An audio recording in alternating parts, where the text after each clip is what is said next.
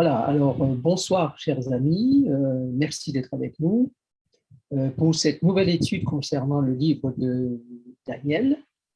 Nous avons déjà parcouru une bonne distance, dirons-nous, dans cette étude, puisque nous sommes arrivés au chapitre 8. J'espère que vous avez à l'esprit ce qui a été dit au chapitre précédent. Nous allons faire quelques incursions dans les chapitres que nous avons vus auparavant, de façon à les relier. D'ailleurs, Daniel lui-même fait le lien au début du chapitre 8, de ce lien avec les chapitres 7, la vision précédente, et moi je fais aussi le lien avec le chapitre 2. Alors, nous allons demander à quelqu'un de bien vouloir nous lire texte de Daniel chapitre 8, ou même plusieurs personnes. Nous allons d'abord nous mettre tout le texte à l'esprit, et puis nous relirons verset par verset ou portion de texte par portion de texte, de façon à bien comprendre ce que le texte veut nous dire. Voilà, alors la première personne commence le chapitre 8. Il y a combien de versets? 27. La 3e année du règne du roi Belshazzar, moi, Daniel, j'eus une vision, outre celle que j'avais eue précédemment. Lorsque j'eus cette vision, il me sembla que j'étais à Suse, la capitale, dans la province d'Élam. Et pendant ma vision, je me trouvais près du fleuve d'Ulaï. Je levai les yeux, je regardais, et voici, un bélier se tenait devant le fleuve et il avait des cornes. Ses cornes étaient hautes, mais l'une était plus haute que l'autre et elle s'éleva la dernière. Je vis le bélier qui frappait de ses cornes à l'Occident, au septentrion et au midi. Aucun animal ne pouvait lui résister et il n'y avait personne pour délivrer ses victimes. Il faisait ce qu'il voulait et il devint puissant. Comme je regardais attentivement, voici, un bouc venait de l'Occident et parcourait toute la terre à sa surface sans la toucher. Ce bouc avait une grande corne entre les yeux. Il arriva jusqu'au bélier qui avait des cornes et que j'avais vu se tenant devant le fleuve, et il courut sur lui dans toute sa fureur. Je le vis qui s'approchait du bélier et s'irritait contre lui. Il frappa le bélier et lui brisa les 2 cornes sans que le bélier eût la force de lui résister. Il le jeta par terre et le foula, et il n'y eut personne pour délivrer le bélier. Le bouc devint très puissant, mais lorsqu'il fut puissant, sa grande corne se brisa. 4 grandes cornes s'élevèrent pour la remplacer aux 4 vents des cieux. De l'une d'elles sortit une petite corne qui s'agrandit beaucoup vers le midi, vers l'Orient et vers le plus beau des pays. Elle s'éleva jusqu'à l'armée des cieux, elle fit tomber à terre une partie de cette armée et des étoiles, et elle les foula. Elle s'éleva jusqu'au chef de l'armée, lui enleva le sacrifice perpétuel et renversa le lieu de son sanctuaire.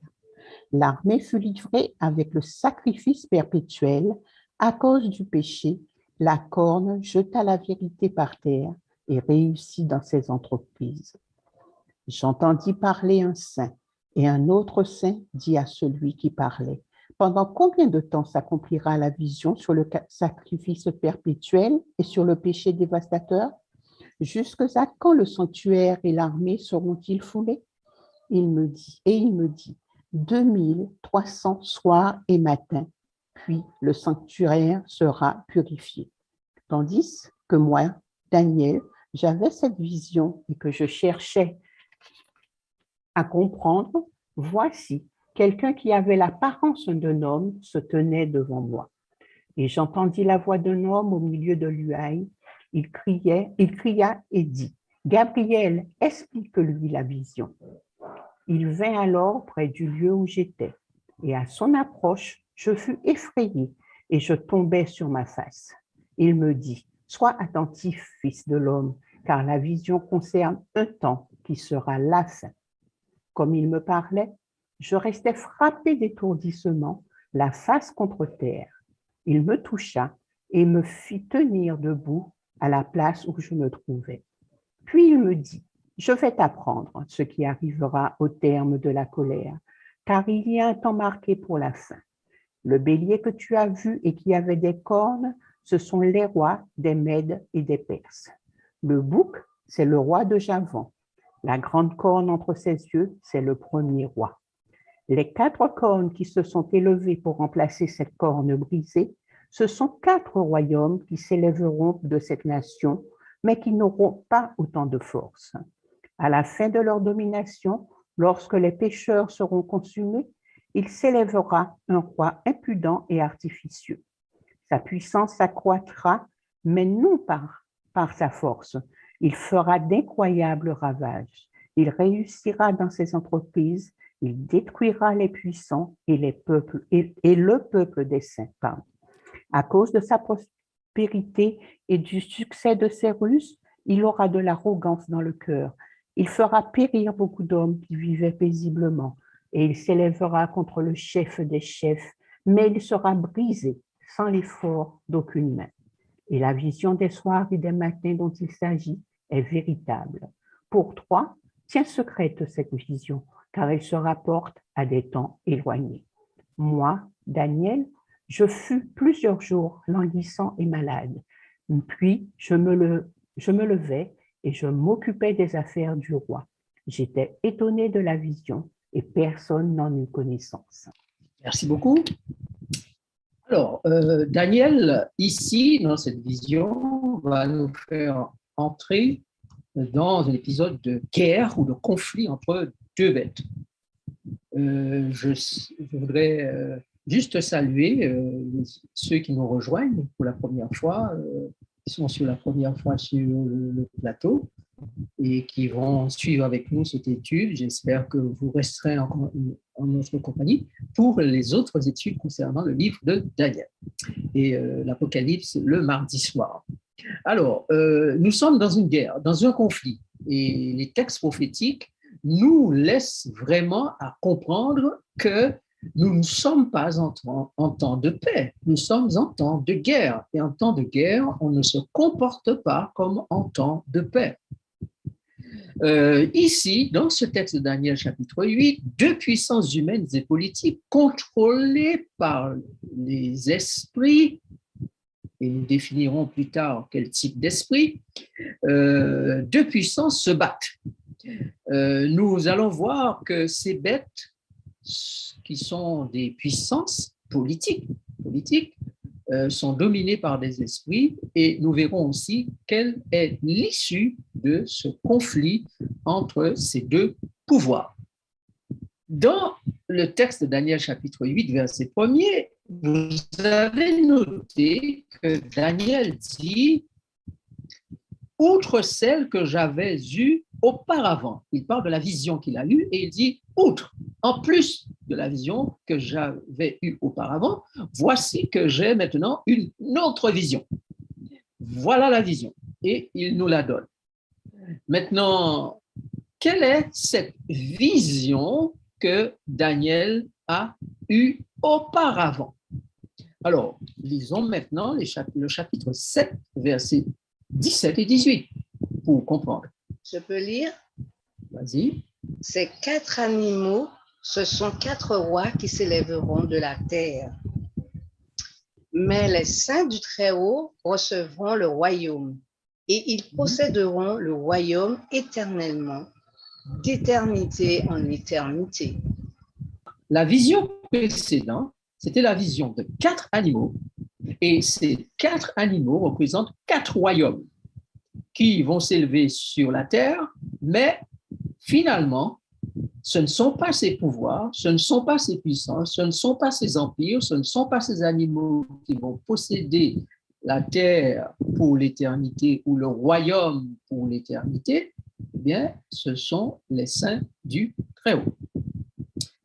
Maintenant, si vous vous souvenez de notre étude précédente, vous savez que ces 4 pouvoirs se sont fait la guerre pour être enfin remplacés par un 5e pouvoir appelé la petite corne. Et ces pouvoirs étaient les suivants: l'Empire babylonien, l'Empire médo-persan, l'Empire grec, l'Empire romain, qui sera lui-même suivi d'un royaume que la Bible appelle la Petite Corne et qui est identifié comme étant le royaume du Vatican, l'Église catholique, apostolique et romaine, qui est devenue à la fois un pouvoir religieux, mais aussi un pouvoir politique, et qui s'établit officiellement en 538 de notre ère. Dans cette vision divine et le conflit des âges, le monde est divisé en deux camps. Ceux qui sont dans le camp des bêtes, sous la domination des bêtes, et un deuxième camp que la Bible appelle le camp des saints du Très-Haut. Vous et moi, tous les êtres humains, nous sommes dans un camp ou dans l'autre. La question est, dans quel camp Jésus veut-il que nous soyons? Si nous avons choisi notre camp, eh bien, la destinée est claire. Seuls les saints du royaume possèdent, ou les saints du Très-Haut, pardon, posséderont le royaume éternellement, d'éternité en éternité. Donc, si vous voulez faire partie de l'éternité, vous savez que vous devez faire partie des saints du royaume. Et nous repartons. Question. Qui règne à Babylone au moment de la vision? Politiquement parlant, qui domine? En lisant le verset 1, nous avons la réponse. Le texte dit la 3e année du roi Belshazzar. Okay? C'est donc la 3e année du règne du roi Belshazzar. Pour ceux qui connaissent le langage des chiffres bibliques, ça ne vous étonne pas. Le chiffre 3 revient ici. Parce que cette vision a une application seconde dans notre temps. Et nous avons vu lors de notre dernière étude, celle sur l'Apocalypse, que prophétiquement parlant, c'est le 3e temps, le 3e millénaire après la crucifixion de Jésus-Christ, que sera mis fin à l'histoire du péché, du mal, du diable et de la mort, et que le règne de Jésus sera établi. La 3e année du règne de Belshazzar, 3e millénaire, eh bien, les choses qui nous sont annoncées dans cette vision sont des choses qui concernent le 3e millénaire. Les objectifs de cette vision se réalisent au 3e millénaire, après la crucifixion de Jésus. D'ailleurs, ça commence déjà depuis la fin du 2e millénaire pour se terminer dans le 3e millénaire. Donc, voilà que Daniel a la vision lors du règne d'un homme qui n'a aucun respect pour Dieu, son peuple et son sanctuaire. Et si vous connaissez bien le texte biblique, vous allez voir qu'à la fin des temps, ce sera la même attitude qu'aura l'homme d'iniquité, l'homme de péché, qui doivent beaucoup faire souffrir les enfants de Dieu. Où est Daniel quand il a la vision? Peux-tu nous lire le verset 2? Lorsque j'eus cette vision, il me sembla que j'étais à Suse, la capitale dans la province d'Élam. Et pendant ma vision, je me trouvais près du fleuve d'Ulaï. Alors, les noms de villes ou de régions, de lieux qui nous sont donnés ici ont un sens. Suse, c'est la résidence d'hiver des rois de Perse. La vision, c'est le chazon. Vous allez noter que ce mot a une importance parce que le mot vision n'est pas toujours traduit dans Daniel par le mot chazon. Il est aussi traduit par un autre mot que nous examinerons marée dans quelques instants. Alors, le mot hébreu utilisé veut dire vision, songe, apparition, prophétie. Élam, c'est un mot qui signifie éternité, au pays, lieu élevé ou élevé. Et Ulaï, c'est un mot qui signifie mes chefs puissants, aux boueuses. Notez que Daniel dit au début du texte, il me sembla.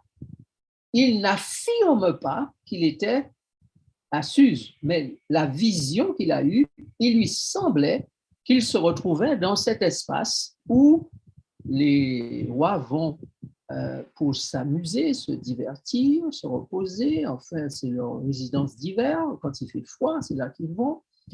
Daniel semble nous dire que cette vision, cette apparition, cette prophétie qu'il a eue, eh bien, est quelque chose qui concerne l'éternité, n'est-ce pas? Daniel chapitre 7, verset 18, en éternité, et l'âme veut dire éternité. Et puis, il dit qu'il a eu la vision près du fleuve Ulai. Et le fleuve Ulai signifie chef puissant, n'est-ce pas, contre les chefs puissants que Jésus aura à lutter. Le diable lui-même ne s'est-il pas, dit la Bible, le texte élevé contre les chefs des chefs. Et puis, l'humanité n'est-elle pas plongée dans la boue du péché? Donc, tout ça a un sens. Et au fur et à mesure que nous avançons dans l'étude du texte de Daniel, vous allez réaliser que ce n'est pas de façon anodine que Dieu donne la vision à Daniel à Suse, la capitale, qui a un sens étymologiquement parlant, à Élam, qui a un sens étymologique, et à Ulai, qui a aussi un sens étymologique. Nous savons que Daniel est à Suse, nous savons qu'il est dans la province d'Élam, nous savons qu'il est près du fleuve d'Ulai. Eh bien, pendant que le roi, les dirigeants se sont retirés dans les lieux élevés, dans leur résidence d'hiver pour se divertir, Daniel a une vision qui concerne le devenir des peuples, des nations, des empires et des saints du Très-Haut. Donc, Dieu met à part son serviteur, il lui donne une vision parce que le Seigneur, lui, n'est pas tant concerné par les divertissements des rois des uns et des autres, mais il est concerné par le déroulement de l'histoire, car cette histoire doit s'achever avec une fin heureuse. Le peuple des saints du Très-Haut va posséder, le royaume. Donc, nous avons déjà montré bibliquement, et nous aurons un petit aperçu encore aujourd'hui, que le conflit des âges, le conflit entre le péché ou la justice, entre péché et justice, entre bien et mal, entre lumière et ténèbres, entre Dieu et le diable, ce conflit-là doit durer 6000 ans. C'est exprimé clairement dans la Bible que le conflit doit durer 6000 ans. Et si vous n'en avez pas connaissance techniquement et bibliquement, ce serait l'occasion pour vous de revoir cela ou revoir les vidéos que nous avons déjà postées sur YouTube et qui vous permettraient de voir la démonstration biblique concernant les 6000 ans. D'accord? Donc, ce qui veut dire qu'au 7e millénaire, tout doit être bouclé. Vous vous souvenez que les cieux et la terre ont été créés en 6 jours et qu'au 7e millénaire, au 7e jour, il n'y eut aucune œuvre.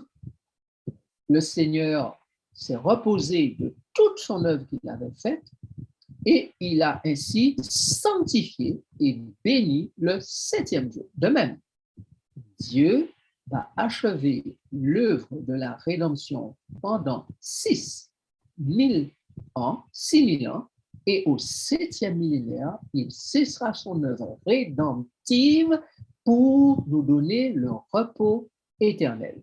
Or, je vous rappelle que le 7e millénaire a déjà commencé.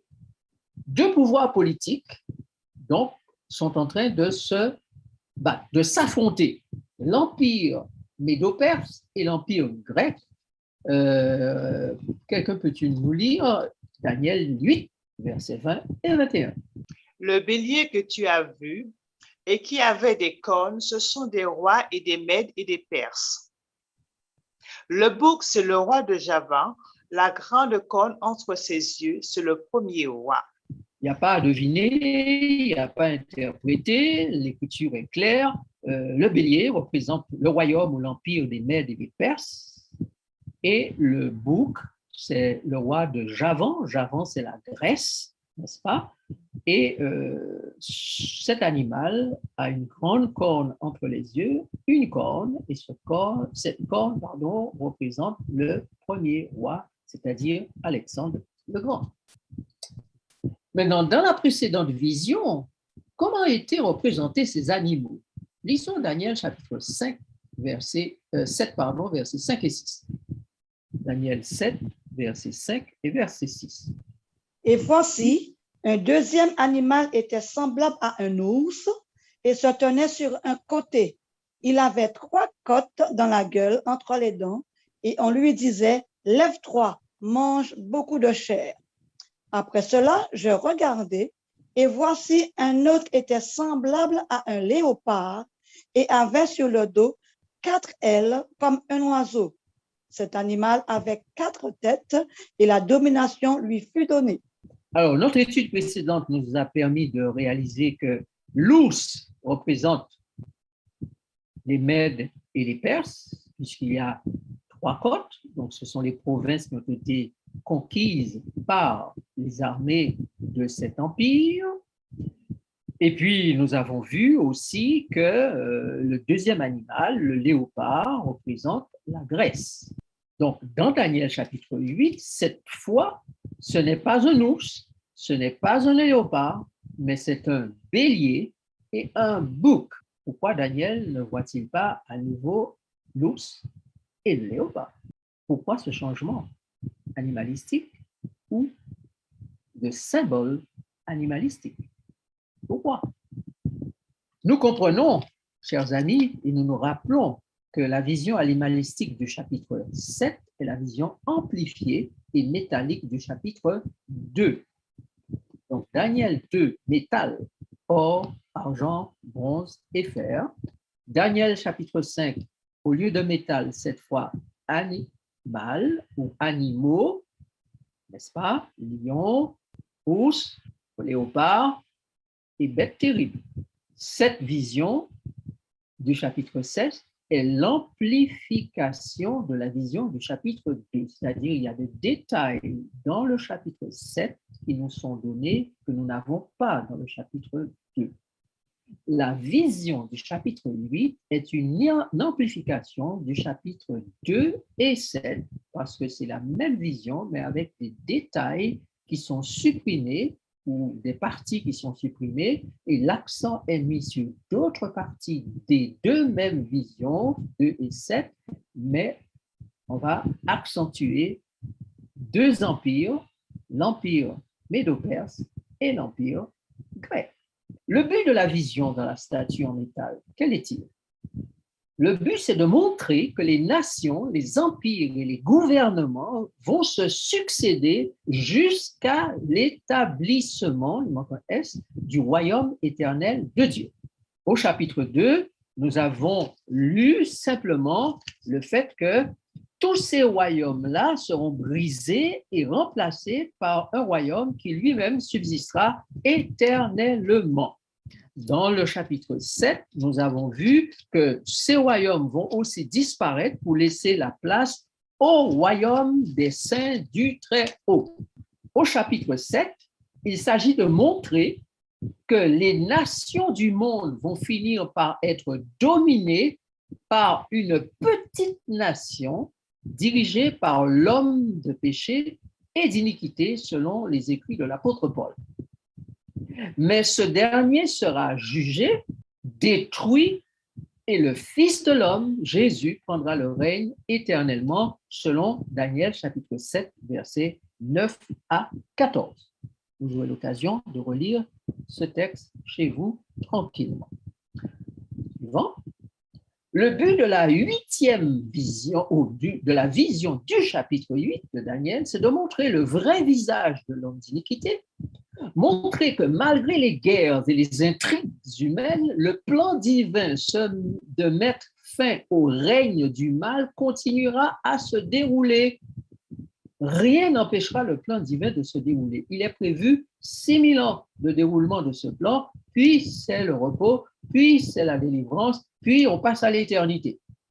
Donc, grâce au ministère de Jésus dans le sanctuaire, dans le royaume sera enfin remis au sein du Très-Haut. Ça, c'est le but du chapitre 8. Nous montrer comment Jésus va mener la guerre contre le diable et les nations qui l'utilisent et comment Jésus va préparer les saints à occuper le royaume. Maintenant, nous avons posé une question. Nous revenons à cette question. Pourquoi une symbolique animale? Puisque c'était d'abord une symbolique de métal, puis une symbolique d'ours et de léopard. Maintenant, voilà une symbolique de bélier et de bouc. Proposition. J'en ai 5 à vous soumettre. D'abord, il n'y a pas beaucoup de chances que léopard puisse gagner contre un ours, mais le bouc contre un bélier, oui. Logiquement et animalistiquement, il y aura un petit problème qui jetterait une ombre sur la vision, il me semble. Deuxième proposition, l'accent mis sur un autre aspect de guerre que le chapitre 7 a commencé à aborder. Donc, chapitre 8 aborde un autre aspect de guerre ou de la guerre que le chapitre 7 a commencé à aborder. Donc, il va y avoir d'autres acteurs qui vont entrer en scène. Donc, une période pour notre humanité, et cette période-là va être mise en lumière dans le chapitre 8. Les nations, et ça c'est une troisième suggestion pour la question, mais pourquoi le changement de symbole? Les nations, aussi politiques et cruelles soient-elles, ne sont pas moins au service du plan divin. Dieu se sert d'elles pour corriger, pour attirer notre attention, pour exercer ses jugements. Que je vous dise d'ores et déjà que les deux animaux en question sont deux animaux qui sont largement et significativement employés dans le service du sanctuaire. Pas anodin. Donc, que Dieu met en scène deux animaux qui sont utilisés dans le service du sanctuaire. On a un cinquième symbole, ou plutôt une cinquième proposition qui vous est faite. Il faut une réponse à une question clé. Cette question clé se pose et nous allons l'aborder plus tard. Mais ce que nous devons comprendre, ces deux animaux sont utilisés dans le rituel sacrificiel. Et ça, on doit le souligner pour plus tard, quand on va revenir sur la question. Alors, on va déjà lire Lévitique 8, versets 18 et 16, versets 7 et 8, pour que vous puissiez avoir deux textes à l'esprit concernant l'utilisation de ces animaux dans les services sacrificiels, dans le sanctuaire. D'abord, Lévitique 8, verset 18. Il fit approcher le bélier de l'Holocauste, et Aaron et ses fils posèrent leurs mains sur la tête du bélier. Voilà, donc vous voyez que le bélier est utilisé là dans le cadre d'une activité, d'un rituel d'Holocauste, dans le contexte de la consécration d'Aaron et de ses fils. Il prendra les deux boucs et il les placera devant l'Éternel à l'entrée de la tente d'assignation. Aaron jettera le sort sur les deux boucs, un sort pour l'Éternel et un sort pour Azazel. Alors ici, donc, les deux animaux sont donc utilisés dans le cadre de service de purification. Donc, vous voyez que le bélier, le bouc, sont utilisés dans les services du sanctuaire. Okay? Bien, on poursuit. Quelles sont les deux transformations métamorphoses qui vont avoir lieu? Parce que, chers amis, vous avez bien suivi le texte que nous avons lu au départ et vous avez bien noté que les cornes vont servir à comprendre quelque chose dans la vision. Vous avez noté que le bélier va se foncer contre le bouc va frapper et les deux cornes sont brisées. Et vous avez aussi noté qu'il le jeta par terre et le foula, et il n'y eut personne pour délivrer le bélier. le bouc va devenir très puissant et vous notez que la corne du bouc va se briser et 4 cornes vont remplacer celle-ci. Souvenez-vous que nous avons lu que la corne représente Alexandre le Grand, le roi qui a mis en place l'Empire grec qui a duré peu de temps, puisqu'il est mort très peu de temps, très jeune, et son empire va être démantelé et 4 généraux vont s'approprier 4 parties de l'empire. Donc, il faut considérer 2 transformations, 2 métamorphoses, peut-être même voire 3. Que se passe-t-il avec le bouc ou l'empire de Javan où la Grèce est devenue très puissante? Le bélier aux 2 cornes est vaincu par le bouc ayant une seule corne. Donc, l'empire perse, composé de 2 entités, les Mèdes et les Perses, se voit dominer. D'abord, les Mèdes dominent les Perses, c'est pour cela qu'on a une corne, une plus grande que l'autre, et c'est pour cela qu'on voit l'ours debout sur un côté, n'est-ce pas, au chapitre 7.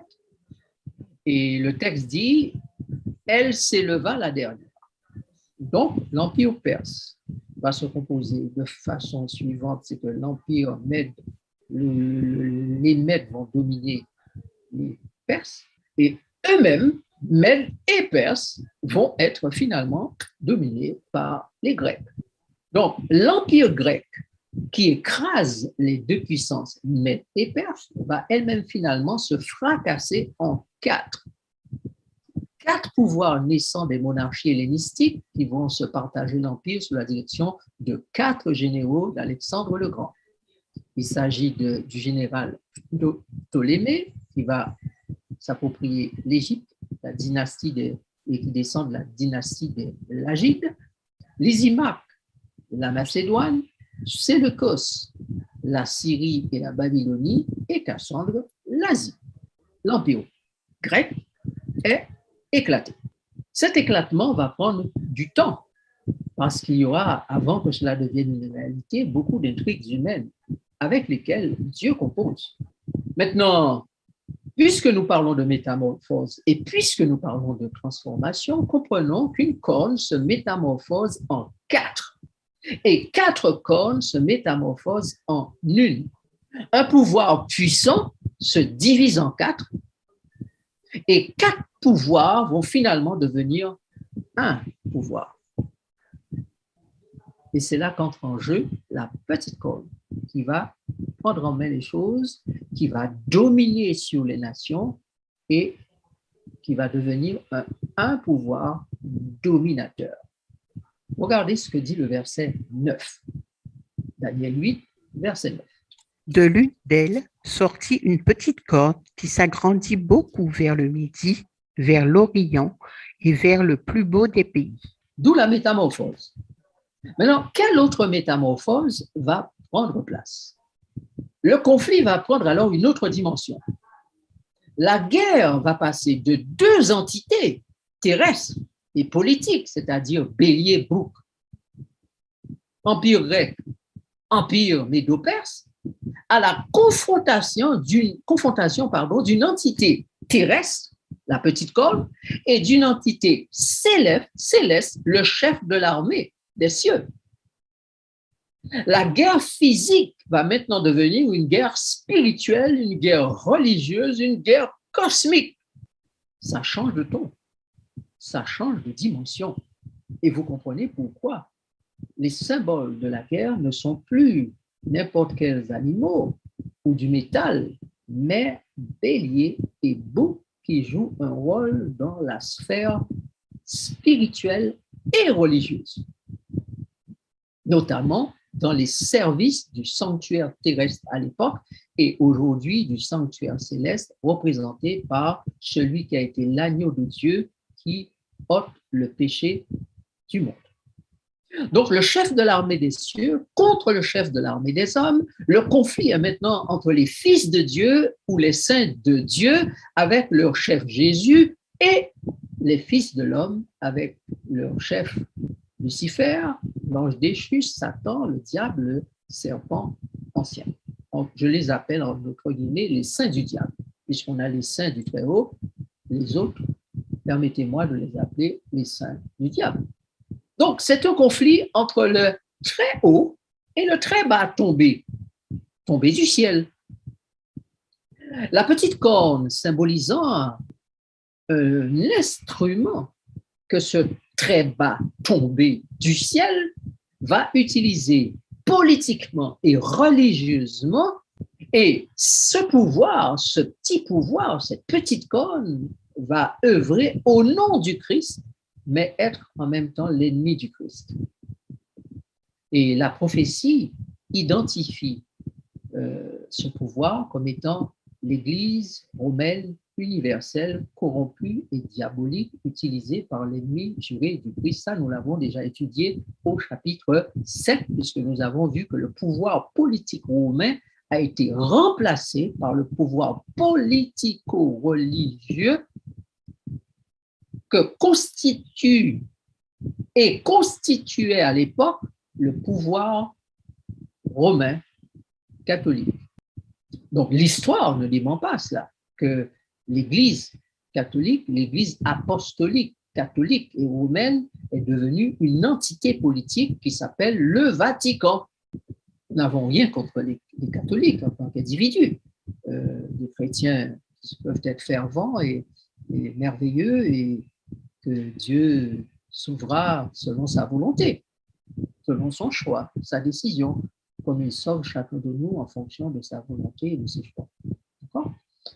Mais nous sommes obligés de tenir compte de l'histoire. Donc le verset 10, et nous allons le lire, fait allusion à quoi? Regardez le verset 10. Elle s'éleva jusqu'à l'armée des cieux. Elle fit tomber à terre une partie de cette armée et des étoiles, et elle les foula. Donc, que peut-on dire ici? Donc, le verset 10 fait allusion à la destruction d'une partie de l'Église apostolique fidèle et de ses dirigeants, les 12 apôtres à l'époque. Tous vont être tués par la nouvelle entité qui domine de façon dictatoriale, sauf Jean, qui va être épargné par la puissance divine. Tous sont donc tués par le diable, utilisant le pouvoir politique et religieux, la Rome païenne en déclin, puis la Rome papale. Donc, le verset 10 nous dit qu'il s'élève jusqu'à l'armée des cieux étant le peuple de Dieu, les êtres humains créés par Dieu, qui sont sur cette planète Terre et qui vont être combattus par Lucifer, l'ange déchu, le serpent, le diable, par tous les moyens, et qui va faire tomber l'Église et particulièrement tuer les étoiles, et la Bible présente les étoiles comme étant les apôtres, les anciens d'Église que Jésus tient entre ses mains selon l'Apocalypse chapitre 1er que nous avons déjà étudié. Maintenant, si nous allons plus loin au chapitre 8, versets 11 et 12, que nous est-il dit là? Nous sommes toujours dans le conflit, dans une autre dimension maintenant. Verset 11. Elle s'éleva jusqu'au chef de l'armée, lui enleva le sacrifice perpétuel et renversa le lieu de son sanctuaire. L'armée fut livrée avec le sacrifice perpétuel à cause du péché. La corne jeta la vérité par terre et réussit dans ses entreprises. Mes amis, notez qu'il y a ici, donc, au verset 11 et 12, une référence à toute la période où le mal va dominer et presque faire disparaître le ministère du Christ sur la terre, au sein de son peuple, au sein de l'humanité. Et l'histoire nous dit que cette noirceur qui va durer pendant le Moyen-Âge et au-delà, la Bible parle des 1260 années ou encore un temps, des temps et la moitié de temps. Ce sont les grandes persécutions qui vont se dérouler à cette époque-là contre les chrétiens et particulièrement contre les protestants. Cependant, ce qu'il faut retenir, c'est que le ministère de Jésus-Christ, qui est monté au ciel et qui s'est assis à la droite du trône de Dieu, n'est pas seulement pour son Église, mais pour tous les êtres humains. Donc, quand on parle de saints du Très-Haut, on ne parle pas simplement de ceux qui appartiennent, qui sont sous les registres d'Église. On parle de les saints qui sont dans l'humanité ou au sein de l'humanité. Les brebis qui ne sont pas encore de cette bergerie sont quand même appelées les brebis. D'accord? Jésus dit qu'il va les amener à lui, mais elles ne sont pas encore dans la bergerie où elles doivent être. D'accord? Donc, ne pensons pas au sein du Très-Haut comme étant des personnes uniquement inscrites sur les registres d'Église. Maintenant, comment est décrit le ministère satanique et maléfique qui va faire autant de mal aux disciples, aux étoiles, au chef de l'armée, qui va enlever le sacrifice perpétuel, renverser le lieu de son sanctuaire, etc. Alors, nous allons lire les versets 13, 23 à 26. J'entendis parler un saint, et un autre saint dit à celui qui parlait, pendant combien de temps s'accomplira la vision sur le sacrifice perpétuel et sur le péché dévastateur? Jusqu'à quand le sanctuaire et l'armée seront-ils foulés?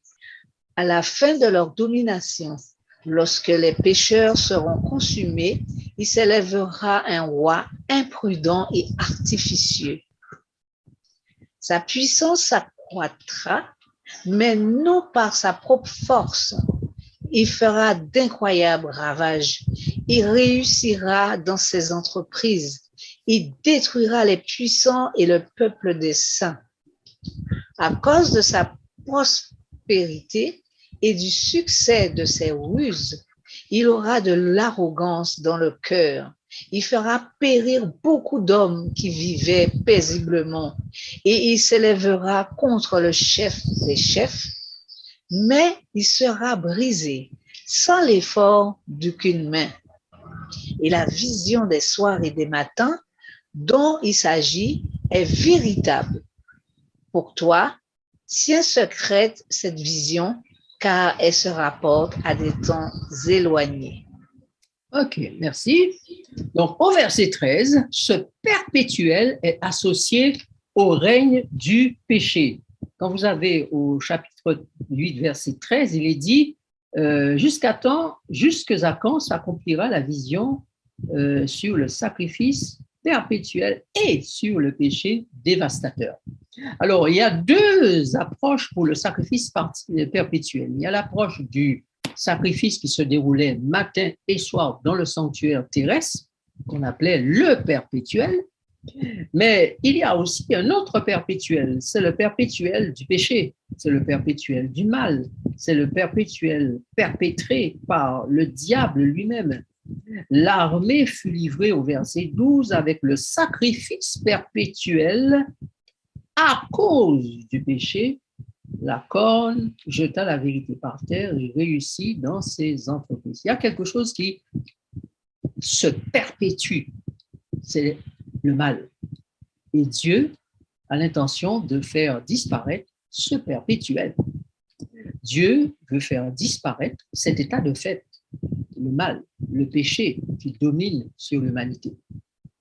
Mais pour que le perpétuel du mal s'en aille, il faut l'exercice de notre perpétuel, c'est-à-dire le ministère perpétuel de Christ en notre faveur. Maintenant, il y a donc à retenir que le perpétuel dans Daniel chapitre 8, versets 12 et 13 est un perpétuel qui s'apparente à l'exercice du mal ou qui est en lien avec l'exercice du mal. Nous allons voir pourquoi c'est important de savoir ça. Diapo suivante, oui, merci. Ces forces du mal vont séduire et utiliser un complice tout désigné, la petite corne. Maintenant, remarquez comment est décrit le roi, ce roi de ce petit royaume qui s'appelle la petite corne, ce petit pouvoir qui s'appelle la petite corne. Comment est-ce que la Bible décrit son roi? Verset 23. À la fin de leur domination, lorsque les pécheurs seront consumés, il s'élèvera un roi impudent et artificieux. Voilà. Donc, un roi impudent ou impudique adultère, donc, et artificieux. Maintenant, c'est après que les 4 cornes, les pouvoirs représentés par les 4 cornes, auront perdu leur force. Viendra alors un autre pouvoir. Donc, vous avez noté que le pouvoir, une corne, finalement devient 4 pouvoirs, et ces 4 pouvoirs vont donner naissance à un autre royaume qui s'appelle le royaume du roi impudent et artificieux. Maintenant, comme je vous le dis, je vous le répète, ça ne se passe pas en une année, ces choses-là. Il faut beaucoup d'années. Donc, après les 4 royaumes, de ces 4 royaumes va naître le royaume, après l'Empire romain. Et l'Empire romain va lui-même être succédé par ce petit empire dont le roi est appelé impudent et artificieux. Maintenant, ce mot artificieux, qui est le mot béné en hébreu, signifie intelligent, sage, habile, distingué. Donc, ce roi aura l'apparence d'un roi intelligent et une grande sagesse, habile, distingué. Mais il sera un instrument satanique. Ce roi, ce royaume d'ailleurs, sera porté par des forces politiques, puisque le verset 24 dit « Sa puissance s'accroîtra non par sa propre force ». Donc ce roi-là n'est pas puissant parce que tout seul il a de la force, c'est parce que d'autres pouvoirs l'appuient, le soutiennent. Et à cause de tout ce soutien, eh bien, il a cette force pour aller et faire tous les ravages qu'il fait.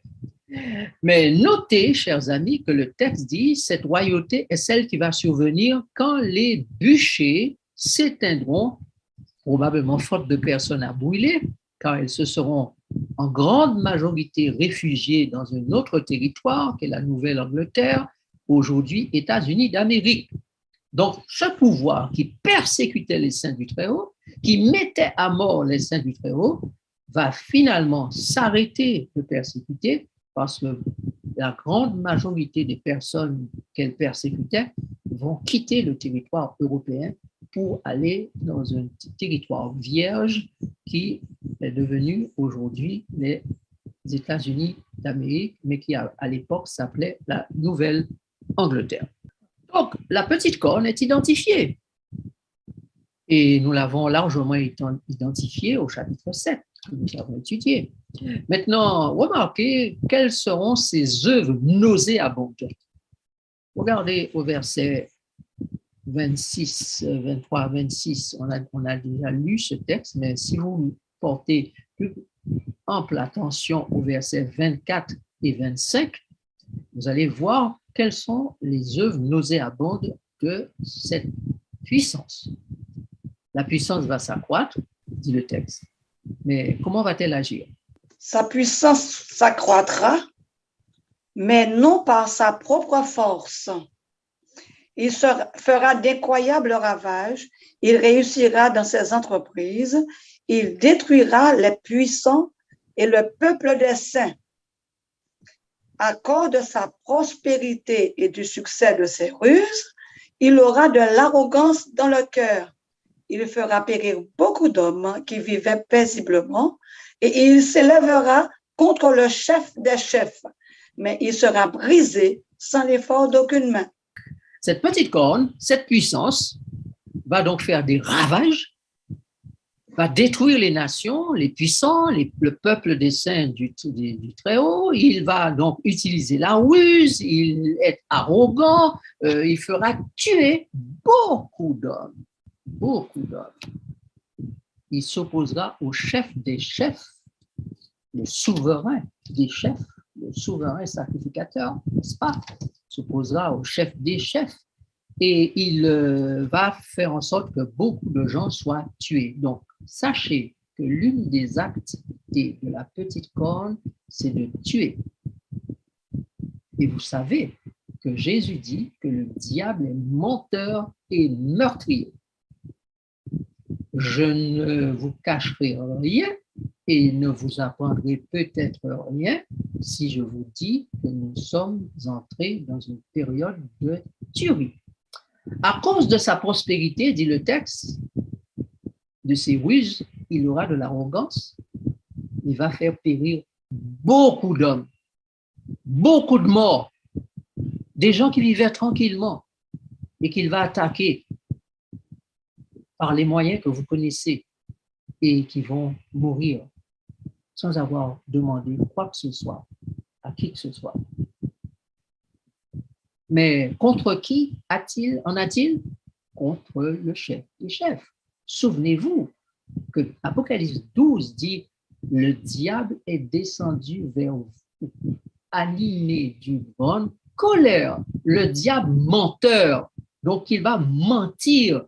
L'heure des mensonges, du mensonge, le règne du mensonge, c'est maintenant.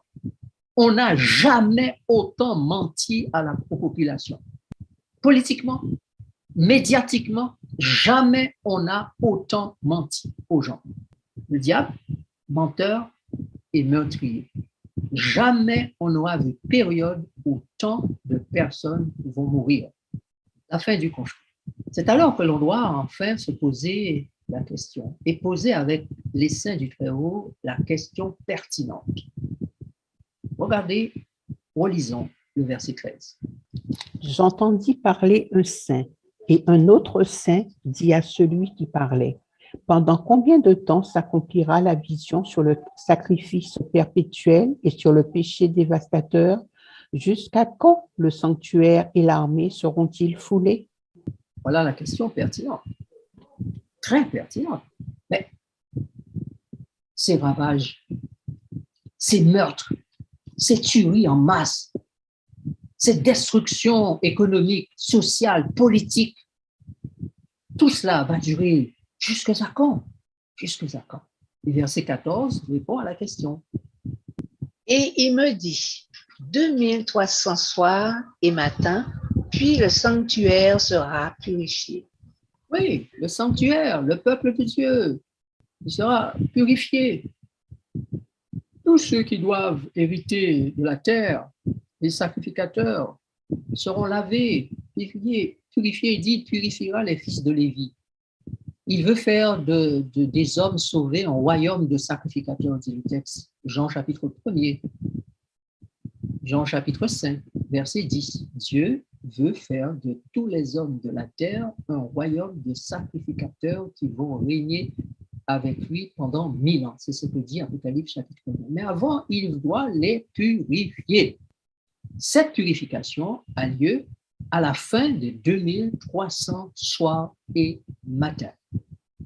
La vision des 300 soirs et matins est appelée dans le livre de Daniel, ou le marée, pardon, c'est un L de trop là, le marée, parce qu'il est important de faire la différence, parce que quand il dit que Daniel eut une vision, quand il est au début du chapitre 8, il parle de la vision qu'il a eue, c'est le Shazan. Shazan, c'est le mot qui est utilisé pour vision. Mais quand il passe à la vision du chapitre 8, verset 14, il n'emploie pas le même mot. Il dit que la vision du chapitre 14, du chapitre 8, verset 14, par exemple, Daniel explique lui la vision, c'est ce que nous avons au verset 16, et j'entendis la voix d'un homme au milieu de l'Oulaï, il cria et dit, Gabriel, explique lui la vision. Ce mot vision n'est pas le mot Shazan, c'est le mot marée. Ceci est important parce que lorsqu'on va avoir l'explication au chapitre 9, il faudra bien qu'on sache de quelle vision on parle. L'explication concerne quelle vision? La vision des boucs et béliers qui se battent ou la vision des 2300 soirs et matins. Et dans Daniel 9, la vision utilise, le texte utilise pour vision le mot marée, le même qui est utilisé au verset 16. Donc, on sait que l'explication du verset 16, c'est l'explication du chapitre 9, versets 23 à 27. Donc, nous n'allons pas lire le chapitre 9, versets 21 à 23 pour l'instant. puisque nous reviendrons sur l'explication, puisque la prochaine fois nous allons étudier en détail le chapitre 9, nous reviendrons sur cette explication. Mais juste un petit aperçu, diapo suivant. Alors, ce qu'il faut comprendre de la vision des 2300 années ou 300 soirs et matins, puisque dans le livre de la Genèse, une journée, c'est un soir, un matin. Donc, voilà pourquoi on dit 2300 soirs et matins, donc 2300 jours, 2300 années, parce que dans la prophétie, un jour est égal à une année. D'accord? Donc, voilà pourquoi vous entendrez parler de 2300 années, 490 années, 1810 années et le reste jusqu'à 1844. Donc, vous avez la vision qui commence en 457 avant Jésus-Christ, qui passe par la date numéro 34 ou la date année 34, qui est la fin de l'histoire de la période réservée aux Juifs. Maintenant, l'Église va se tourner vers la prédication de l'Évangile vers les païens, les gentils, et jusqu'à maintenant. Puis en 1844, la fin des 2300 soirs et matins, vous avez le jugement qui commence et ce jugement va se terminer avec le retour de Jésus et la destruction des méchants à la fin de la période suivante. Alors, vous avez une petite description ici, un petit tableau récapitulatif de la prophétie des 70 semaines, c'est-à-dire de la période réservée à la nation juive. Donc, vous avez le décret d'Artaxerxès en 457 qui déclenche le départ de la vision. Vous avez ensuite la reconstruction de Jérusalem, le baptême de Jésus, la crucifixion de Jésus, la lapidation d'Étienne, et voilà le temps réservé à la nation juive qui n'a pas voulu se repentir, qui n'a pas voulu accepter Jésus comme le Messie, qui l'a crucifié, et Jésus leur a dit, votre maison vous sera laissée déserte. Et il va se tourner maintenant vers les hommes. Maintenant, cette période s'étend jusqu'au moment où l'armée et les créatures de Dieu, les humains, retrouveront leur droit et le sanctuaire, les saints du Très-Haut. Un fonctionnement les saints, les humains vont retrouver un fonctionnement normal et le péché aura été détruit, le mal détruit, le rétablissement de toutes choses établies. D'accord? Donc, la 2300 soirs et années, ou 300 soirs et matins ou années, c'est l'annonce d'une période de la fin des fins. Une fois que Jésus entre dans le processus du jugement, c'est terminé. Or, le jugement a commencé en 1844. C'est ce jugement qui va préparer les saints du Très-Haut à posséder le royaume. Posséder le royaume. Donc, si je n'ai pas le ministère de Jésus dans le sanctuaire céleste exercé en ma faveur, je ne peux pas faire partie des saints du Très-Haut. Car c'est cette période-là qui fait le tri entre ceux qui appartiennent aux saints du Très-Haut et ceux qui n'appartiennent pas aux saints du Très-Haut et qui ne pourront pas hériter le royaume des cieux ou encore le royaume de la terre. Donc, que devons-nous comprendre en fin de compte? Nous arrivons à la conclusion de notre étude cet après-midi. D'abord, un temps a été donné aux nations et à leurs princes. Dans Luc 21, verset 24, regardez ce que Jésus dit. Luc 21, verset 24. Ils tomberont sous le tranchant de l'épée, ils seront emmenés captifs parmi toutes les nations, et Jérusalem sera foulée aux pieds par les nations, jusqu'à ce que les temps des nations soient accomplis. Voilà, Jérusalem, la ville sainte, la ville avec le parvis réservé aux étrangers, donc aux nations, Jérusalem sera foulée aux pieds pendant un certain temps, qui est appelé le temps des nations. Maintenant, les nations sont dirigées par qui? Jésus dit que le diable est le prince de ce monde. Et il n'est pas étonnant que l'Apocalypse 10, il est en colère, sachant qu'il lui reste peu de temps, car un temps a été donné pour les nations et pour le diable, pour qu'il fasse tout ce qu'il doit faire. Mais une fois que le temps des nations, le temps de celui qui dirige les nations est terminé, alors on passe à la phase finale. Et ce que nous devons comprendre, c'est que comme pour les Amoréens et les habitants de Canaan, Leurs iniquités n'étaient pas arrivées à leur comble, et c'est pour cela que Dieu n'a pas détruit les Cananéens à l'époque. Mais quand leurs iniquités sont arrivées à leur comble, Dieu a envoyé l'armée israélite pour tuer femmes, enfants, passer au fil de l'épée tous les êtres vivants. De même, quand la charité du plus grand nombre se refroidira et que donc l'iniquité va atteindre son comble, l'évangile sera prêché dans le monde entier pour servir de témoignage à la fin. Pour que la fin arrive, Jésus sera alors de retour. L'épée de la parole va faire ravage dans le monde. La parole sera prêchée, il va faire de nombreuses victimes, heureuses victimes.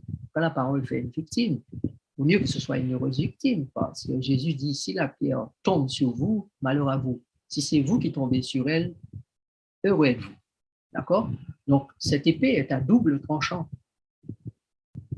Il peut séparer moelle, moiture, etc., pour faire en sorte que les choses deviennent claires, ou l'épée peut carrément vous transpercer le cœur et vous tuer. Troisième chose à comprendre, Dieu a donné au diable et aux nations environ 5800 ans. 5800 ans. Jésus est venu 4000 ans après le péché. En 1844, ça fait à peu près 5800 ans. Donc voilà les 5800 ans donnés à Lucifer. Le texte d'Apocalypse, chapitre 11, verset 15, vous devez le connaître par cœur. Car c'est ce texte qui nous dit que c'est terminé pour Lucifer. Il lui reste peu de temps, et le temps qui lui reste, c'est le temps de préparation des saints. Regardez Apocalypse 11, verset 15.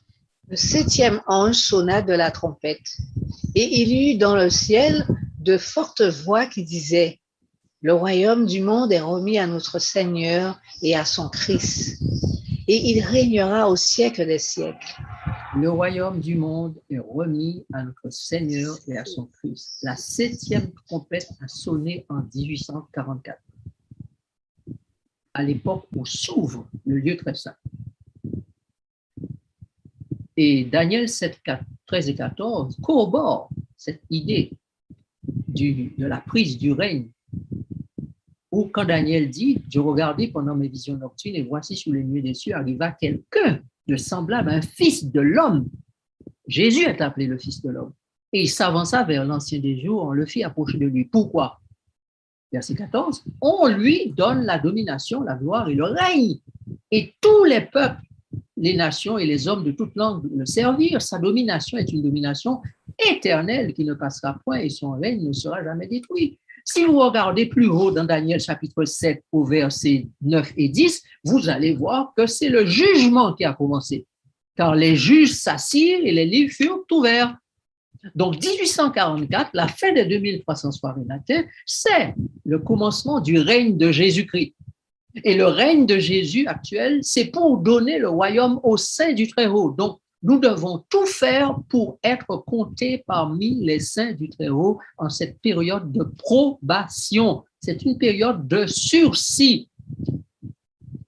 La loi inscrite dans nos cœurs doit être une préoccupation majeure. Le caractère du Christ reproduit en nous doit être une considération majeure. Et le témoignage identique à celui de Jésus doit être aussi une considération majeure. Voilà pourquoi Jésus nous a donné la réforme de la santé pour que nous puissions parvenir à ça. Car sans mettre en pratique, sans mise en pratique les principes de la réforme de la santé, vous ne pourrez ni avoir la loi inscrite dans votre cœur, ni reproduire le caractère du Christ, ni témoigner correctement comme Jésus le veut. Donc, vous entendez parler de réforme sanitaire, vous entendez parler de réforme de la santé, des 8 lois, et peut-être que ça vous passe au-dessus de la tête. Peut-être que ça entre par une oreille, ça sort par une autre. Mais si vous voulez être parmi les saints du Très-Haut, vous avez tout intérêt à ce que ça entre dans une oreille et ça reste dans votre cerveau et que ça soit considéré comme quelque chose à pratiquer. Parce que c'est le résultat, c'est pour que vous soyez saints du Très-Haut. Dieu ne nous a pas donné ça comme ça pour s'amuser et puis voilà, on le fait si on veut pas, tant pis, etc. Hein. la parole de Dieu ne nous est jamais donnée dans ces conditions-là. Elle nous est donnée pour nous purifier, pour nous sanctifier, pour nous corriger, pour nous redresser, pour nous donner d'occuper notre place dans le royaume que Dieu nous prépare. Vous savez, mes amis, nous voulons vivre parmi les anges un jour, mais il y en a très peu qui s'intéressent à commencer à vivre les habitudes des anges. Nous voulons vivre les valeurs du royaume. Nous pensons être dans le royaume pour vivre les valeurs du royaume. Mais il y en a très peu qui s'intéressent. Laissez-moi vous donner une révélation. Écoutez bien ce que je vais vous dire. Très important. Dieu a besoin d'un peuple qui témoigne puissamment aujourd'hui que sa parole, c'est la vérité. Et que quand cette parole est mise en pratique, elle rend pur, elle rend saint tous ceux qui la pratiquent. Et ces personnes deviennent des témoins vivants qui défendent l'honneur de Dieu et de sa loi dans le jugement. Si Jésus n'obtient pas ces prémices-là, il ne peut pas y avoir de moisson, car les prémices viennent avant la moisson. Et c'est le combat du Christ actuellement, obtenir des persévérants. C'est ici la persévérance des saints qui gardent les commandements de Dieu et le témoignage de Jésus. À quoi jouons-nous? Nous jouons à la belle miséricorde de Dieu nous sauvera. Dieu est si bon, il va quand même nous sauver. Personne ne peut être sauvé s'il n'y a pas les 144 000, c'est-à-dire la preuve que la parole est efficace. Personne ne peut être sauvé.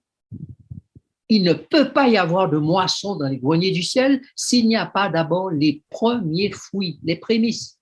Donc Jésus a besoin de prémices. Donc à tous ces croyants, à toutes ces brebis aujourd'hui, il s'adresse pour que nous prenions très au sérieux l'enjeu du sanctuaire et du jugement qui se déroule dans le sanctuaire maintenant. Ce n'est pas juste d'obtenir que des gens soient baptisés et soient inscrits sur le registre du ciel. L'enjeu maintenant, c'est d'avoir des témoins. Des témoins. C'est ici la persévérance des saints qui gardent les commandements de Dieu et possèdent quoi? Le témoignage de Jésus. Heureux dès à présent les morts qui meurent en Christ avec ce témoignage. C'est l'enjeu maintenant.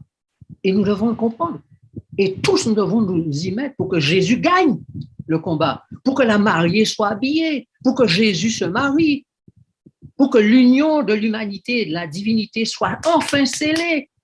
C'est étonnant que Jésus compte sur nous. D'ailleurs, j'ai lu une citation cette semaine. Je vous donnerai la référence la prochaine fois, que je m'en souviens. Je crois que c'est dans le livre Événements des derniers. Vous allez chercher dans votre lexique, dans votre dictionnaire biblique, le mot pouvoir. Elle dit que nous avons reçu de la part de Jésus le pouvoir, écoutez bien, le pouvoir de hâter son retour. Donc, si vous et moi, nous décidons d'être les saints du Très-Haut que nous devons être, les témoins que nous devons être, les prémices que nous devons être, Jésus revient immédiatement. C'est nous qui avons le pouvoir de hâter son retour. D'ailleurs, c'est ce que Pierre a bien voulu nous dire lorsqu'il nous dit dans Pierre que nous devons hâter le retour. Mais peut-être que nous n'avons pas pris ça très au sérieux. Le pouvoir qui est entre nos mains, c'est nous qui faisons en sorte que le monde souffre encore. Ce sont les chrétiens qui portent le nom du Christ, mais qui ne rendent pas témoignage au Christ comme ils devraient rendre témoignage pour que le Christ mette fin au jugement, fin à son ministère dans le sanctuaire céleste, car tant qu'il n'a pas obtenu le nombre qu'il doit obtenir pour les témoins qu'il doit obtenir, il ne peut pas revenir. Il plaide encore, Père, attends, je n'ai pas encore le nombre. Nous terminons. Diapo suivante. Il nous faut donc comprendre à quoi le conflit doit aboutir. Nous avons lu Daniel chapitre 17, versets 18 et 27 déjà. On va les relire. Souligner simplement que Dieu retrouve sa place dans le cœur de toutes ses créatures et que toute gloire lui soit rendue. Nous devons aussi comprendre que les temps dans lesquels nous vivons, c'est le temps où les saints doivent retrouver le royaume, car le royaume a été remis à Christ. Il veut le partager avec les saints. Troisièmement, que le mal et son auteur doivent être définitivement anéantis. Donc, si nous faisons l'œuvre que nous devons faire, Jésus est à mesure de faire ce qu'il doit faire. Mais sans nous, il ne peut. Voilà pourquoi Apocalypse 19 nous montre comment les saints dans le ciel, tous les habitants du ciel sont suspendus à nos lèvres, suspendus à notre témoignage. Et quand enfin les saints ont produit le fin lin qui permet de confectionner la robe de la mariée, un immense alléluia est poussé dans le ciel. Voilà enfin l'histoire enfin terminée. Les saints ont produit les œuvres justes.